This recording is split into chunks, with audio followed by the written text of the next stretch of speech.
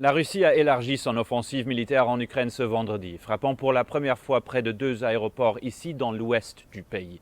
Le porte-parole du ministère russe de la Défense a déclaré que la Russie avait mis les aérodromes militaires de Loutsk et d'Ivano-Frankivsk hors service. Ces villes se trouvent à entre 130 et 150 km d'ici. Cette ville de Lviv est un passage important pour les réfugiés, mais aussi pour l'aide humanitaire.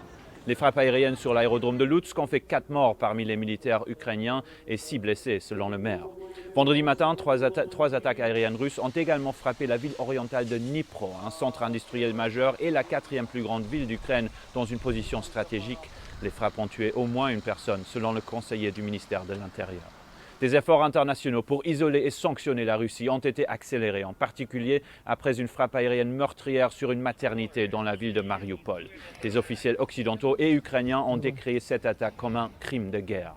Les autorités ukrainiennes ont annoncé des plans pour plusieurs couloirs d'évacuation et d'acheminement d'aide humanitaire avec le soutien de la Croix-Rouge. Leur priorité absolue est de libérer les personnes qui ont besoin urgemment de fuir Mariupol, cette ville qui subit une pression croissante. Le président ukrainien Volodymyr Zelensky a déclaré que les autorités travaillaient sur 12 couloirs humanitaires.